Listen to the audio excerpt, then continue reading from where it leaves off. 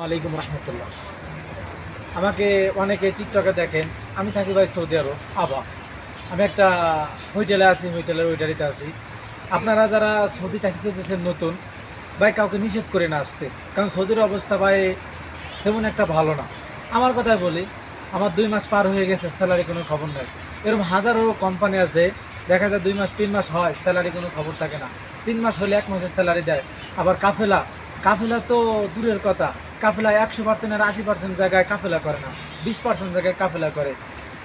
আপনারা যখন বাংলাদেশ থেকে আসবেন, আপনাদের দালালে বলবে যে বিদেশে যাওয়ার সাথে পাবেন 60,000, আর 1 মাসের ভিতরে কাফেলা, 2 বছর পর পর ছুটি আছে বা একদম বানানো কথা। আপনার 100%-এর 99% দালালে এই সব কথা বলে আপনাদের এই দেশে আনে।